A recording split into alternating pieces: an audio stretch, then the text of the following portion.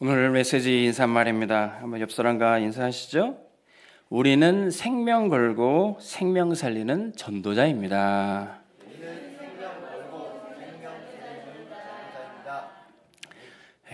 생명을 살리는 데 있어서 생명을 거는 일이 필요할 때가 있습니다. 저 물에 빠진 사람을 살리려고 그러는데 내가 그 속에 생명 걸고 들어가지 않으면 안 될 때 있어요. 우리 소방관 우리 많은 수고들을 하시는데 그 불길 속에 들어가지 않으면 그 사람을 건져낼 수 없는 상황이 있습니다. 물론 생명줄을 던지면 되고 물 호수로 뿌리면 되는데 때로는 우리가 생명 걸고 들어가는 그런 시간표가 분명히 있습니다. 하나님께서 우리에게 인생의 시간표에 그런 생명 살리는 일에 우리의 모든 삶을 사용하시기를 간절히 소원합니다. 우리 주님이 먼저 그 일을 하셨어요. 주님이 이 땅에 오신 이유가 뭡니까? 마가복음 10장 45절에 보니까 인자가 온 것은 섬김을 받으려 하면요, 도리어 많은 사람들을 섬기고 자기 목숨을 많은 사람 위에 대속물로 주려 함이니라. 우리 주님이 우리를 친구 삼으시고요, 감히 주님의 친구 될 자격이 없지만 우리를 친구 삼으시고 자기 목숨을 내주셨습니다. 그래서 우리가 예수 생명을 얻게 되었습니다. 한 알의 밀이 그냥 가만히 있으면 아무런 변화가 없는데 땅에 떨어지고 심겨졌더니 많은 열매를 맺게 됩니다. 생명 살리는 일에 우리 온빛교회 성도님들이 쓰임 받는다면은 하나님은 더 많은 생명들을 살리는 일에 우리를 사용하여 주실 줄로 믿습니다. 여러분들이 그 일에 시간을 들였다면, 그 일에 물질을 들였다면 하나님은 100배 응답으로 우리에게 채워주실 것입니다. 현장에 보면은 많은 죽어가는 사람들이 있습니다. 그런데 이 생명 살리는 일에 다들 무관심해요. 왜? 이 세상 나라는 생명에는 무관심한 것 같이 보여요. 겉으로는 정부에서 재난이 일어났을 때, 참사가 일어났을 때 많은 일들을 하려고 하는 것처럼 보입니다. 근데 이 정부 일하는 분들 보면 그냥 문제만 서서히 넘어가면 나중엔 다 잊혀지게 돼요. 어제 날짜가 그 우크라이나 러시아 전쟁이 만 2주년 되는 날이라고 합니다. 많은 전쟁을 통해서 그 국민들이 희생되는데 언제 그 전쟁이 끝날지 몰라요. 정부 간에 다툼, 대립만 있을 뿐이지 국민들이 그때 죽어가는 그런 상황들을 아무도 관심이 없는 것처럼 보입니다. 우리는 지금 어떤 나라에 속해서 살고 있습니까? 우리는 지금 대한민국에 살지만 비슷한 한반도 땅에 태어났는데 저 북한 땅에 태어나신 분들은, 우리 동포들은 지금 어떻게 살고 있습니까? 무기는 만들어내고 저 북한 정부는 미사일은 막 쏴대는데 우리 동포들이, 북한 백성들이 어떻게 사는지, 어떻게 먹고 사는지 전혀 관심 없어요. 세상 나라는요, 생명에는 전혀 무관심합니다. 그런데 그 나라 속에 사는 그 사람들의 몇몇 일일이 다 살펴봐도요, 옆에 사람들이 죽어가도 나도 살기 힘드니까 누군가를 살려낼 힘도 전혀 없어요. 이 세상 사람들이 지금 어떤 생각을 갖고 있습니까? 나 중심의 생각. 나 중심의 생각은 옆에 누가 죽어가도 내가 피해를 보는 것은 원치 않습니다. 오늘 말씀 본문 28절을 보십시오.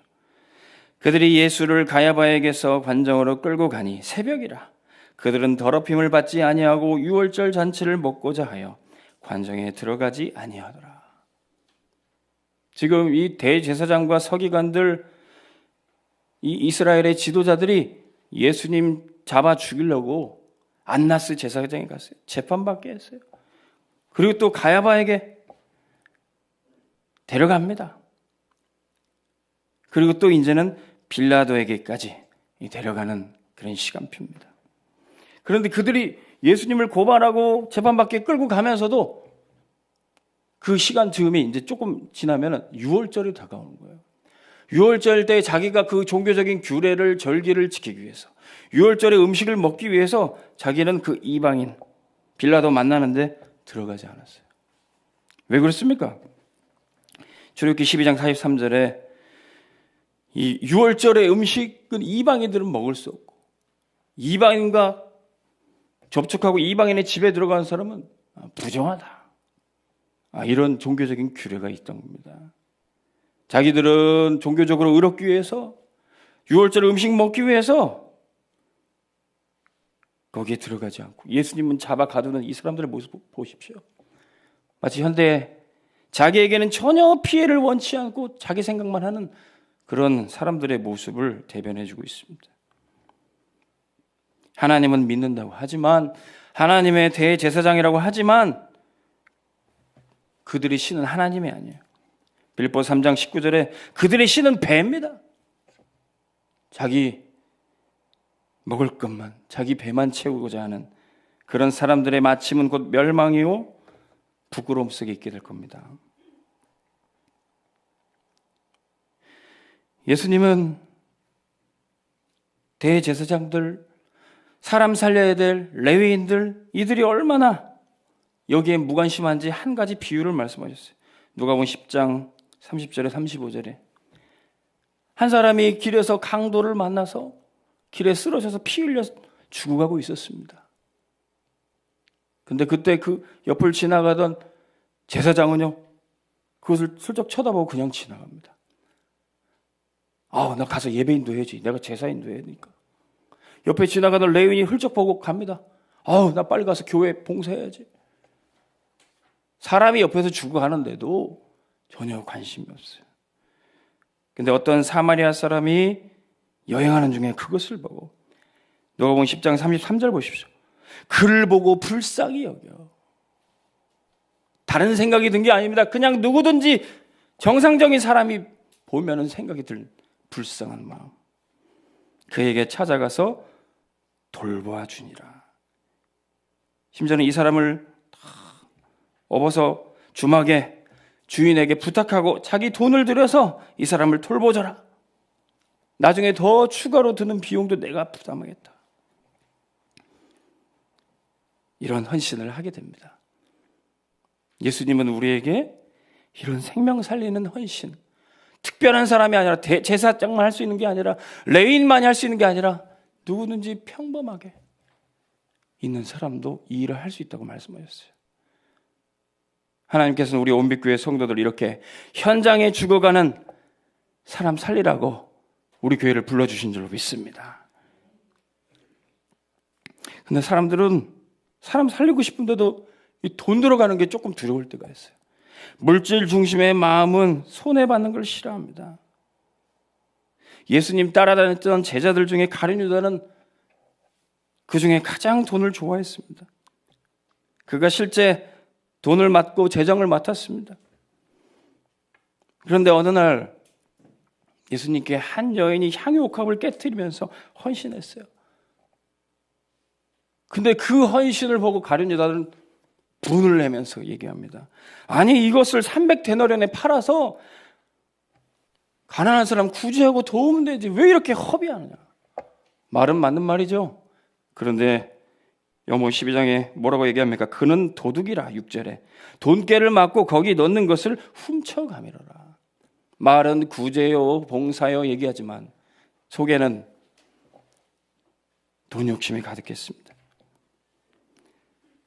그래서 이제는 예수님 따라다니다가 한 자리도 하고 돈도 벌고 성공하고 싶은 마음이 가득 찼지만 그게 안 되는 것처럼 보이자 예수님이 가시는 길에 이는 가룟 유다는 오히려 예수님을 팔아먹는 그런 결정을 하게 됩니다. 은 30에 예수님을 팔 마음이 들어가요.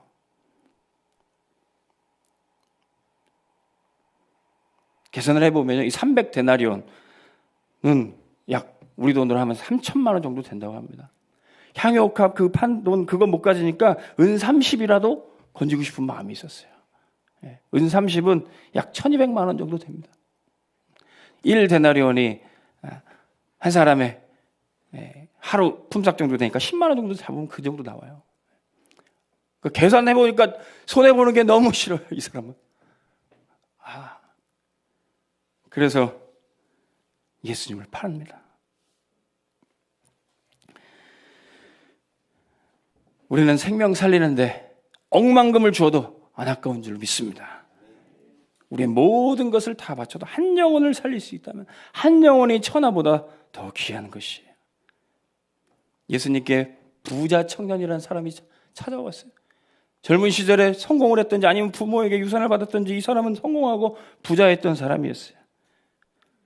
그러면서 물어봅니다. 예수님, 내가 어떻게 하면 영생을 얻습니까? 주님이 계명의 말씀을 주시고 살인하지 말라, 간음하지 말라, 도적질하지 말라. 예수님, 이 계명은 제가 어릴 때부터 잘 지켰습니다. 그래도 너에게 한 가지 더 필요한 것이 있다. 네가 가지고 있는 소유를 다 팔아 가난한 사람을 도와주고 나를 따르라. 이 말씀을 하셨어요. 그런데 주님의 말씀은 나를 따라와라. 이 말씀인데 앞에 말씀이 너무 힘들었어요. 자기가 가지고 있는 소유 다 팔아서 다 버리고 가난한 사람 두었고 따라와라. 그래서 결국 주님을 못 따라왔습니다. 슬픈 기색을 띠면서 근심하며 떠나가니라. 우리 재산을 다 판다고 우리가 그렇게 구원받을 수 있습니까?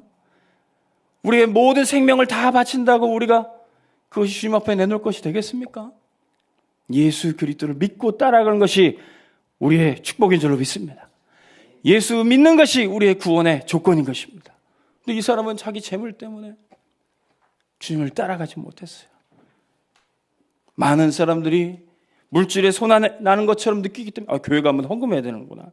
아이고 바구니 돌면 이거 내야 되는 거 아닙니까? 그거 부담 느껴서 주님께 못 나오는 경우도 있어요.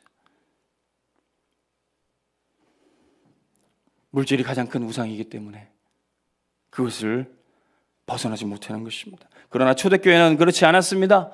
부활하신 주님 만나고 성령 충만 받고 어땠습니까? 물질이 전혀 우상되지 않고 거기에 매이지 않았습니다. 사도행전 2장 44절 47절 초대교회는 어땠습니까? 믿는 사람이 다 함께 있어 모든 물건을 서로 통용하고 자기 재산과 소유를 팔아 각 사람의 필요를 나눠주며 이거 가지고 세계복음화 했던 겁니다. 할렐루야. 우리 온빛교회는 물질에 노예되는 것입니다. 물질을 다스리고 세계복음화의 빛의 경제 쓰임 받으시기를 주의 이름으로 축원합니다. 사람들은 이제 돈도 벌고 어느 정도 내가 괜찮다 싶으면 성공하고 싶어 합니다. 높은 지위를 받고 공천받고 싶고 당선되고 싶어 합니다. 그런데 자기가 성공에 방해되는 것, 그걸 너무너무 두려워해요. 지금 이제 총선 앞두고 이제 사람들 다 공천받고 하는데 그 사람 양력, 그 사람 이렇게 모든 프로필이 다 나오죠. 여기에 조그마한 거라도 이렇게 방해되는 거 있으면은 엄청난 흠이 되잖아요. 그러니까 이 성공하고 싶은 사람들은 내가 잘못된 일에 연루되는 거 굉장히 싫어합니다. 자, 오늘 말씀 29절에도 보십시오. 그러므로 빌라도가 밖으로 나가서 그들에게 말하되 너희가 무슨 일로 이 사람을 고발하느냐. 빌라도에게 유대 지도자들이 와서 예수님을 고발합니다. 30절에 대답하여 이르되 이 사람이 행악자가 아니었더라면 우리가 당신에게 넘기지 아니하였겠나이다. 넘긴다 그래요. 그런데 빌라도는 그 넘기는 것을 받기 싫어해요. 괜히 안 좋은 일에 연루됐다가 자기가 성공하고 높은 위치에 올라가는데 방해될까 봐 그걸 두려워합니다. 이 유대 총독으로 온 것은 어떤 의미에서는 이 빌라도 로마 이 공직자에게는 변방에 온 거예요. 여기서 조금 아무 일 없이 편안하게 내 재임 기간에 잘 하다가 이제 로마 본국에 가서 진출할 그런 꿈을 꾸는 이 빌라도에게는 이렇게 이름 모를 유대 청년 재판하는 일에는 관심이 없어요. 오늘 본문에 마태복음에서는 어떻게 기록하고 있습니까? 마태복음 21장 24절에 빌라도가 오히려 밀란이 일어나는 것은 두려워하지만 아무 일 없이 내가 여기 정치를 잘해야지 성공하는데 이런 문제가 생겼다. 사람들 앞에서 손을 씻으면서 얘기합니다. 이 사람의 피해에 대해서 나는 무죄하다. 이게 세상의 정치인들, 지도자들이 갖는 생각입니다. 국민들이 죽어나가는지 어떤지 모르고 이것만, 내 성공만 잘 되면 돼요. 그래서 우리가 누구를 믿고 의지합니까? 세상의 지도자를 어떻게 믿고 의지합니까?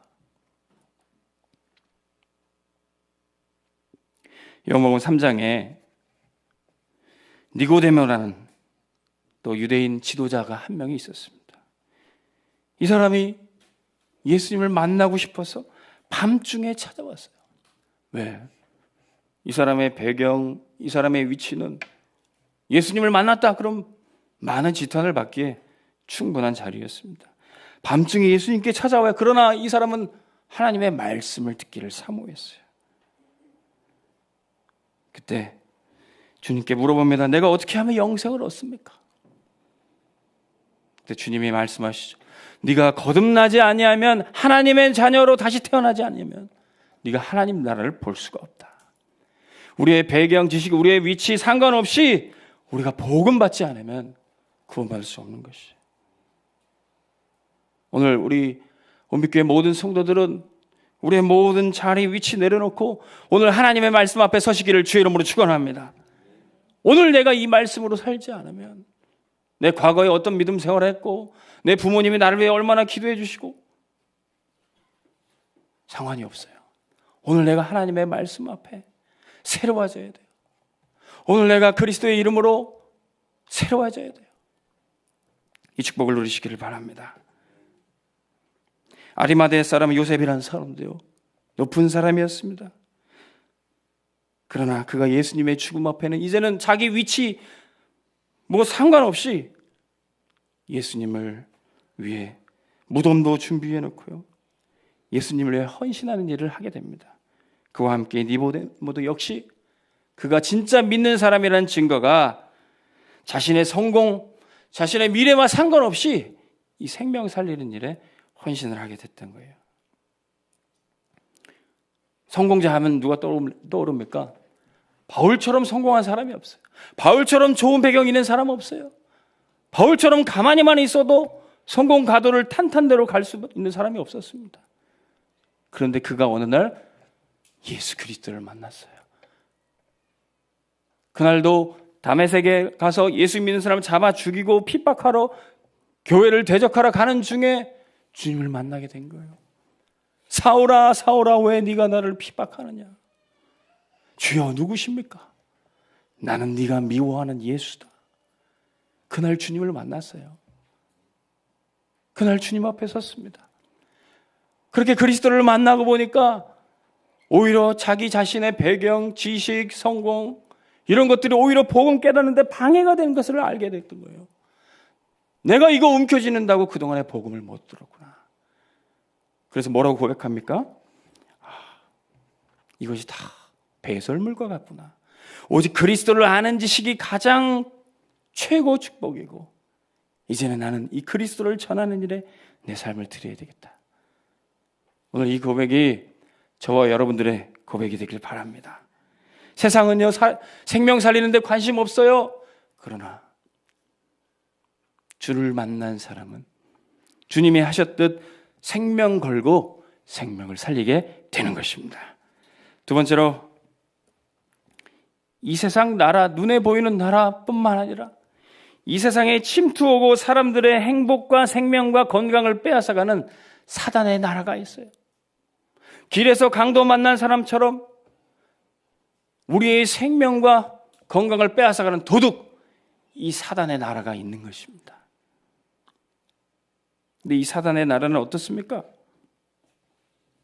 법대로 사람을 죽여요. 오늘 말씀 31절 보십시오. 빌라도가 이르되 너희가 그를 데려다가 너희 법대로 재판하라. 유대인들이 이르되 우리에게는 사람을 죽이는 권한이 없나이다 하니. 이 제사장들, 서기관들, 무리들 보십시오. 법대로 사람을 재판하고 죽이려고 이미 마음에 결정을 했어요. 재판을 해서 이 사람이 죄가 있는지 없는지 판단하는 것도 아니고 아예 법대로 죽이는 권한을 가지고 죽이려고 해요. 이게 사단 나라가 하는 짓입니다. 눈에 보이는 유대의 종교 지도자들, 이스라엘 지도자들인 것처럼 보이지만 그 배후에 사단이 역사하고 있어요. 세상의 정사와 권세자들을 그들이 하나같이 약속도 안 했는데 누구한테 배우지도 않았는데 우상 만들어 놓고 모든 민족을 절하게 만들어요. 세상 지도자를 뒤에 사단이 역사하고 있는 증거입니다. 애굽 왕이 피라미드 우상 다 만들어 놓고요. 바벨론 왕이 금신상 만들어 놓고요. 로마 황제가 우상 만들어 놓고 김일성이가 자기 우상 만들어 놓고 다 절시킵니다. 이게 세상 권세자들이 뒤에서 하는 짓입니다. 그 배후에 사단이 역사하는 거예요.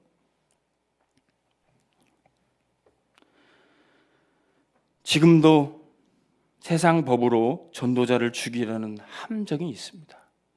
복음을 막기 위해서요. 전도자를 죽이기 위해서 사단은 지금도 세상 권세, 세상 법 가지고 함정을 만들어 놓고 있어요. 이미 이전에부터도 예수님을 죽이려고 이들이 했던 일을 보십시오. 누가복음 20장 22절에 25절에 우리가 로마 황제 가이사에게 세금 바치는 게 옳지 않습니까? 그 말 하는 중에 예수님은 그 관계를 아시고 이르시되 그랬어요. 너희가 가지고 있는 동전 하나 가져와 봐라. 여기에 누가 그려져 있느냐? 로마 황제 가이사입니다. 주님은 말씀하셨어요. 가이사의 것은 가이사에게 바치고 하나님의 것은 하나님께 바쳐라. 세금을 바쳐야 됩니까? 안 바쳐야 됩니까? 이 함정을 만들어 놓고 예수님께 질문했을 때 세금을 바쳐라 그러면 로마 황제 이게 그냥 동조하는 힘없는 구세주가 됩니다. 세금을 바치지 마라 그러면 로마 법에 어긋나는 반역자, 잡아갈 수밖에 없는 덫에 걸리게 되는 것이죠. 그런데 예수님은 솔로몬의 지혜와 같이 아주 명쾌한 답을 주셨던 거예요. 가이사 것은 세금은 가이사 것은 바쳐라. 그러나 하나님께 마땅히 드려야 될 예물을 드려라. 이렇게 주님을 죽이려고 전도자를 죽이려고 많은 함정을 만들고 있습니다.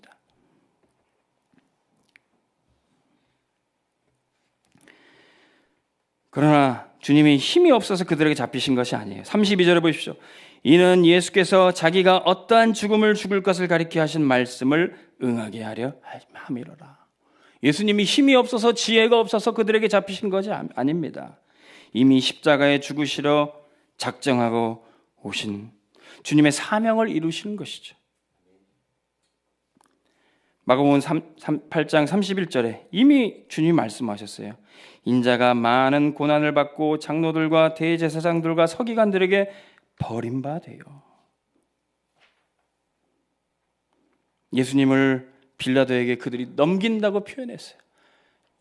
이것은 예수님의 말씀대로 응하게 되는 것입니다. 전도자 바울을 죽이기 위해서도 많은 함정과 많은 무리들이 일어났습니다. 사도행전 20장 21절에 바울을 죽이기 전에 내가 먹지도 않고 마시지도 않고 맹세하고 내가 바울을 죽여야 되겠다. 그렇게 헌신 결단한 사람이 40명이나 됐대요. 얼마나 할 일도 없고 얼마나 자기 시간이 많은지 전도자 죽이려고 여기에 생을 거는 그런 팀들이 나왔어요. 지금도 전도자를 죽이고 복음을 막기 위해서 대적하는 팀들이 있습니다. 어제 핵심 때 메시지 들어보니까 다락방 밖으로 이런 팀들이 나와가지고 이 복음운동, 이 전도운동 막으려고 길을 쓰고 애쓰는 팀이 나왔다고 그러더라고요. 할 일도 없나 봅니다. 지금도 전도자를 죽이고 복음 막는 함정 있어요. 근데 이것을 우리가 어떻게 막을 수 있습니까? 로마서 16장 1절에서 2절에 바울은 교회의 일꾼인 자매 베베를 사람들에게 소개합니다. 그러면서 저는 이 베베 자매는 나의 보호자니 너희는 저 자매를 도와줘라 이렇게 얘기합니다.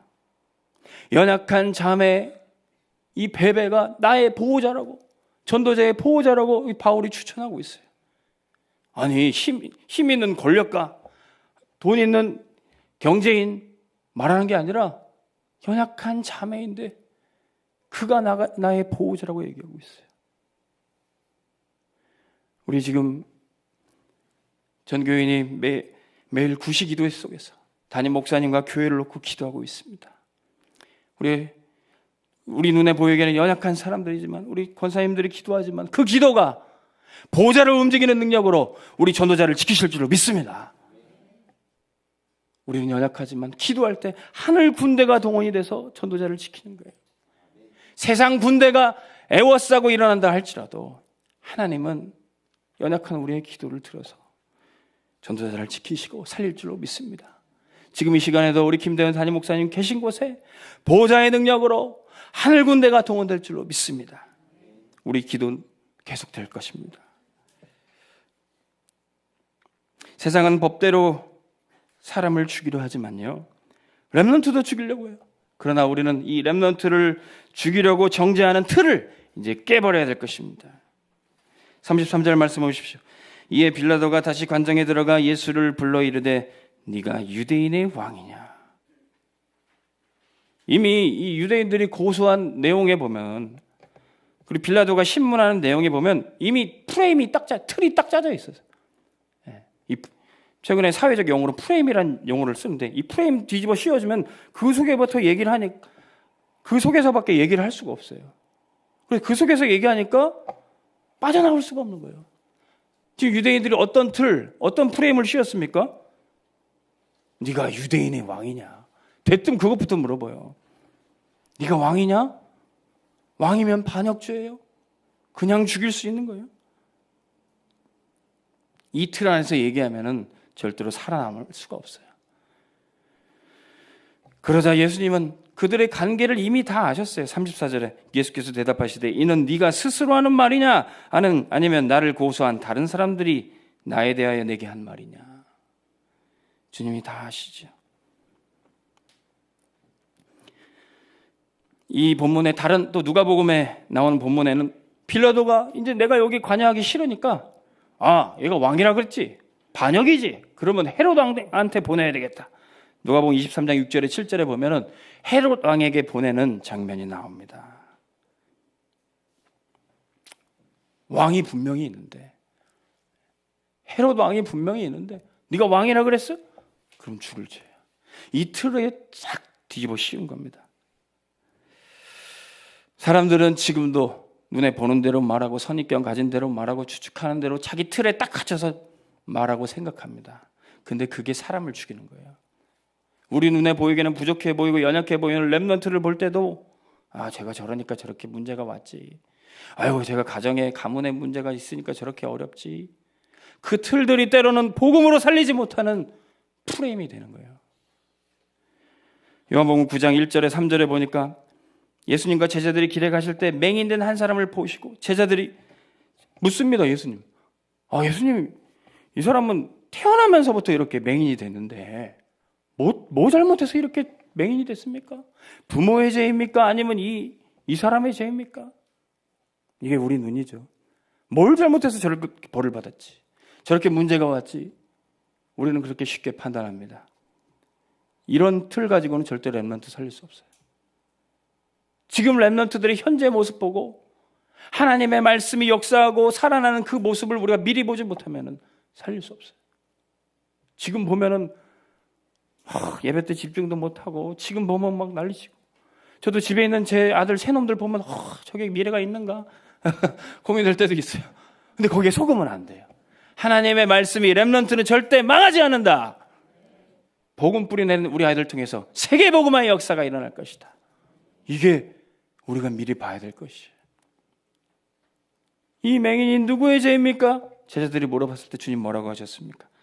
요한복음 9장 3절에 부모의 죄로 인한 것이 아니라 그 사람의 죄가 있는 것이 아니라 하나님이 하시는 일을 나타내기 위함이라. 할렐루야. 우리는 하나님이 하시는 일을 볼 거예요. 이 렘넌트에게 이 전도자에게 하나님이 하시는 일을 볼 것입니다. 우린 그거 기대하고 기도하는 것입니다. 이런 중직자들이 일어날 때 브리스가 아굴라 부부는 그런 아볼로와 같은 차세대 지도자도 키우게 됩니다. 이 아볼로라는 젊은 사역자는 말도 잘하고 성경도 지식이 있고 열심히 사역하기도 합니다. 근데 예수가 그리스도인 정확한 복음을 몰랐어요. 성령의 역사를 몰랐어요. 열심히 사역은 하는데 한계가 있습니다. 그러다 브리스가 부부가 이 사역자를 잘 섬기고 대우하고 대접하고 예수가 그리스도라는 복음을 탁 전했어요. 성령의 역사도 탁 보여줬어요. 그랬더니 이 젊은 사역자가 힘있게 일어나서 현장을 막 정복하고 다닙니다. 이 말씀 우리 수요예배 때 우리 담임 목사님도 말씀 주셨죠. 우리 교회는 다양한 사역자가 있어야 됩니다. 말씀 사역자도 있어야 되고 현장 사역자도 있어야 되고 섬기는 사역자도 있어야 되고 이 모든 사역자들이 다 다양하게 있을 수 있도록 우리 성도님과 중직자분들이 발판해 주시고 배경해 주십시오. 이 말씀하셨어요. 그래야 우리 교회 미래 차세대가 든든히 서게 되는 것입니다. 여러분 보시기에 제가 부족해 보여도 기도해 주시고 이 어찌 막중한 강단 말씀 섬기는데 제가 쓰임받는 두렵고 떨림으로 늘 쓰고 있습니다. 저 목사는 좀 말은 술술하는 것 같아 복음의 깊이가 좀 떨어져 이렇게 그렇게 생각이 들어도 저 목사는 좀 이렇게 열심히 댕기긴 하는데 조금 뭐 이렇게 좀 부족하네 이런 생각이 들어도 우리 모든 교육자들이 여러분들의 기준에 좀 부족해도 기도해 주시고 배경돼 주시기를 주의 이름으로 축원합니다. 하나님이 하시는 일을 우리는 보게 될 거예요. 그러면 교회가 흔들리고 분열되는 일은 절대로 없을 겁니다. 우리는 교회를 분열시키는 올무 이거 다 끊어내버려야 돼요. 올무가 뭡니까? 올무는 우리를 넘어뜨리게 하는 그런 실축하게 하는 것들입니다. 빌라도가 하는 얘기 보십시오. 35절에 빌라도가 대답하되 네가 유대인 내가 유대인이냐 네 나라 사람과 네 대제사장들이 너를 내게 넘겼으니 네가 무엇을 하느냐. 빌라도가 이간질하는 거 보십시오. 네 나라 사람 대제사장들이 너를 나한테 넘겼다. 이간질하고 분열시키는 게 마귀가 하는 일입니다. 고린도 교회에도 이런 분열이 있었어요. 고린도 교회는 얼마나 응답받은 교회입니까? 바울이 오직 그리스도로 복음 전했던 교회예요. 성령의 충만한 역사가 나타났던 교회예요. 브리스가 아굴라 부부 같은 중직자가 있던 교회예요. 근데 어떤 분열이 있었습니다. 나는 바울파, 나는 아볼로파, 나는 그리스도파, 게바파. 이 파벌이 생겼어요. 그때 바울은 통탄하면서 얘기합니다. 우리가 어찌 이렇게 교회가 나눴어야 되겠냐. 바울파가 무슨 얘기냐. 나는 그리스도와 가이오 외에 세례를 준 적도 없다. 진짜 사역자는 참된 사역자는 내 제자가 아니라 그리스도의 제자 세우는 것입니다. 바울은요 내 제자가 아니라 그리스도의 제자로 가이오를 세웠어요. 이 가이오는 어떤 사람입니까? 바울뿐만 아니라 복음은 바울에게 받았지만 헌신과 또 봉사는 또 요한에게도 합니다. 요한의 기도 속에 있는 제자 요한 3서 1장 1절에 장로인 나는 사랑하는 가이오 너를 축복하노니 사랑하는 자 내 영혼이 잘된 같이 범사가 잘되고 강건하기를 내가 간구하노라. 바울은 이 가이오는 어떤 사람입니까? 온 교회를 돌봐주고 모든 목회자 살리는 식주인이란 말이 이 사람 때문에 나온 거예요. 하나님께서는 우리 온빛교회를 모든 목회자, 모든 교회 살리는 식주인으로 세우실 줄로 믿습니다. 그러면요, 우리는 이제 생명 살리는 일에 쓰임받을 수 있어요. 사단의 나라, 세상 나라가 생명 살리는 데 관심 없고 생명 죽이는 데만 몰두해도 하나님의 나라가 임하면 됩니다. 하나님 나라 임하면 다 사실 수 있어요. 우리 온빛교회, 우리 현장에 하나님 나라가 임할 줄로 믿습니다. 흑암 속에 있어도 복음의 빛이 비치면 돼요. 회개하라 천국이 가까이 왔느니라. 하나님 나라가 우리에게 가까이 임했어요. 말씀 들을 때 예배할 때 임하는 것입니다. 하나님 나라에 임하면 귀신이 쫓겨져 나가고 병든 자가 치유받고 회복되게 돼 있습니다. 하나님 나라는 우리가 죽어서 가는 천국뿐만 아니라 우리의 모임 가운데, 공동체 가운데 임하는 것입니다. 여기 있다 저기 있다가 아니라 너희 안에 있느니라. 이 하나님 나라는 예수님이 왕이세요. 할렐루야. 그리스도가 왕이세요. 왕은 싸움에 승리하는 왕입니다. 다윗 왕이 골리앗의 머리를 깨트리신, 사단의 머리 깨트리신 그리스도가 우리의 왕이십니다. 36절을 보십시오. 예수님이 말씀하셨어요. 내 나라는 이 세상에 속한 것이 아니니라. 내 나라가 이 세상에 속했다면 내 종들이 싸워서 나로 유대인에게 넘겨지지 않게 했으리라. 이제 내 나라는 여기에 속한 것이 아니다. 예수님이 베드로가 칼 빼들었을 때 칼집에 넣어둬라. 내가 지금 당장이라도 하늘의 12군데를 동원해서 저들을 물리칠 수 없을 것 같냐? 예수님의 나라는 이 땅에 속한 것이 아니었어요. 에베소서 6장 12절에 우리의 씨름은 혈과 육, 피 튀기고 몸 부딪히는 싸움이 아닙니다. 하늘에 있는 악의 영들을 상대하는 영적 싸움입니다. 안나스 집에 가서 그 때려 눕힌다고 소용없어요. 우리 죄 문제 해결 안 돼요. 가야바 헤롯 쓰러뜨린다고 영적 문제 해결되는 거 아니에요. 예수님의 계획은 죽음 속으로 사단의 머리통 깨트리러 들어가셔서 거기서 뒤집는 거예요. 할렐루야. 부활 승리하셔서 사망 권세를 깨트리실 겁니다. 이게 예수님의 계획이에요. 이 계획 알면 전혀 조급하지도 않고 답답하지도 않아요. 평강의 하나님이 속히 사단을 우리 발 아래에도 상하게 하실 줄로 믿습니다. 우리를요 이제는 왕 같은 제사장으로 세우십니다. 그리스도가 왕이시기 때문에 우리도 작은 그리스도로 세상 정복하고 사단 꺾을 수 있는 권세를 우리에게 주셨어요. 두 번째로 그리스도는 진리의 말씀 주시는 선지자이십니다. 37절 빌라도가 이르되 그러면 네가 왕이 아니냐? 예수께서 대답하시되 네 말과 같이 내가 왕이니라. 내가 이를 위하여 태어났으며 이를 위하여 세상에 왔느니 곧 진리에 대하여 증언하려 함이로라. 무릇 진리에 속한 자는 내 음성을 듣느니라. 예수님은 진리의 말씀을 주기 위해서 이 땅에 오신 참 선지자입니다. 요한복음 15장 7절에 내 말이 너희 안에 거하면 무엇이든 대로 원하는 대로 구하라. 그러면 역사가 일어나는 것입니다. 말씀 들을 때 하나님의 역사를 보게 될 거예요. 그 역사는 뭡니까? 진리를 알지니 진리가 너희를 자유롭게 하리라. 우리는 지금 묶여있는 것처럼 보여도 위축되어 있는 것처럼 보여도 진리는 살아서 역사하실 겁니다. 진리가 무엇입니까? 예수 그리스도께서 곧 진리요 생명이요 하나님 만나는 길 되십니다. 우리는 이제 하나님 만나는 길, 그 진리 대신 그리스도 붙잡고 구원의 축복 누리면 됩니다. 그래서 38절에 빌라도가 물어봐요. 그럼 진리가 무엇이냐? 이 말을 하고 다시 유대인들에게 나가서 이르되. 이제는 이 빌라도도 예수님과 대화하다 보니까 말씀이 들리는 거예요. 진리가 무엇이냐? 예수님께 질문을 해요. 처음엔 복음을 대적하고 관심도 없던 사람도 여러분들이 현장에서 복음의 말씀 선포할 때 말씀 들을 귀가 열릴 줄로 믿습니다. 그러자 이제 빌라도는 판단하게 됐어요. 그에게는 아무 죄도 찾지 못하였느니라. 예수님은 죄 없으신 분입니다.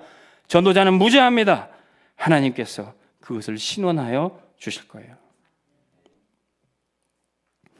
이 전도자의 선포한 복음 메시지 통해서 우리는 하나님 만나는 길 찾고 여호와께로 돌아갈 것입니다. 예수 그리스도는 유월절의 피 언약으로 우리의 죄의 문제 해결하는 참 제사장이십니다. 빌라도가 이제는 얘기합니다. 유월절이면 내가 너희에게 한 사람을 놓아주는 전례가 있으니 39절에 그러면 너희는 내가 유대인의 왕을 너희에게 놓아주기를 원하느냐. 그런데 군중들은 뭐라고 얘기합니까? 40절에 그들이 또 소리질러 이르되 이 사람이 아니라 바라바라 하니 바라바는 강도였더라. 무죄한 예수님인데 예수님을 풀어주기를 군중들은 원치 않고 강도 바라바라를 풀어주라는 거예요. 이 바라바는 어떤 사람입니까? 마가복음 15장 7절에 밀란을 꾸미고 밀란 중에 살인하고 체포된 자라.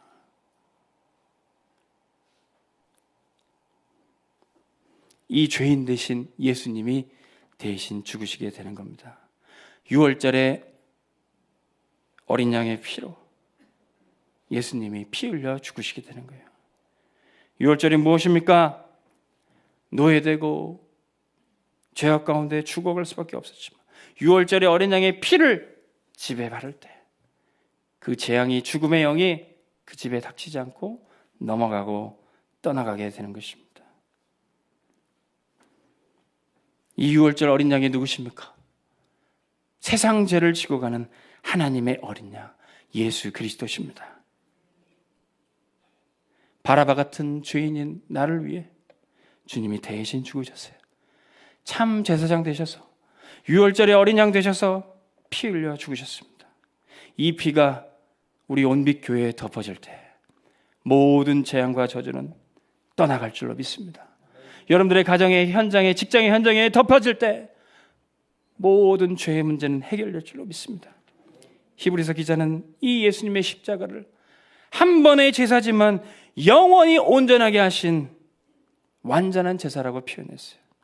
오직 그리스도만이 우리 죄를 해결하기 위해서 한 번의 제사로 영원히 온전케 하신다. 유대의 제사장들은 오늘 제지면 내일 또 양을 잡고 내일 제지면 또 그 모레 양을 잡고 매일 제사해야 되지만 그리스도는 한 번의 십자가로 우리의 모든 죄를 영원히 해결하셨습니다.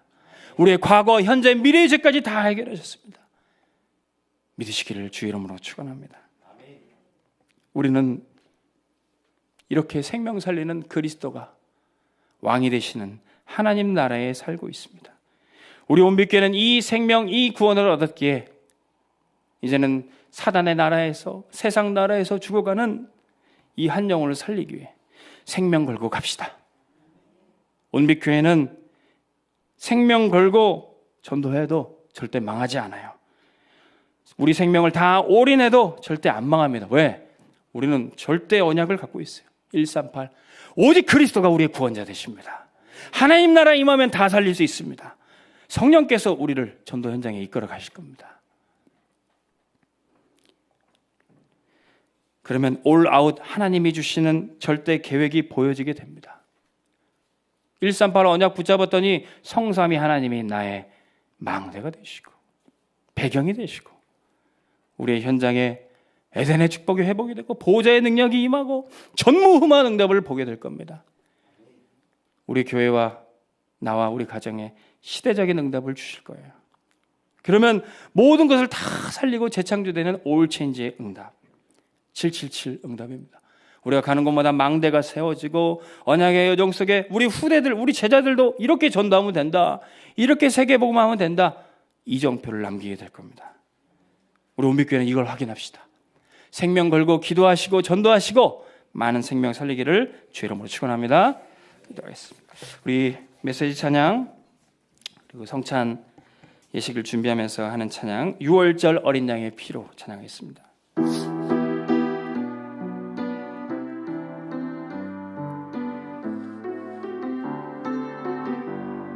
6월절 어린 양, 6월절 어린 양의 피로 나의 삶의 문이 열렸네. 저 어둠의 권세는 힘이 없네. 주 보혈의 능력으로 원수가 날 정죄해도 원수가 날 정죄할 때 난 의롭게 설 수 있네. 난 의롭게 설 수 있네. 난 더 이상 정죄함 없네. 난 주 보혈 아래 있네. 난 주 보혈 아래 있네. 그 피로 내 죄 사했네. 하나님의 긍휼 날 거룩해 하시었네. 난 주 보혈 아래 있네.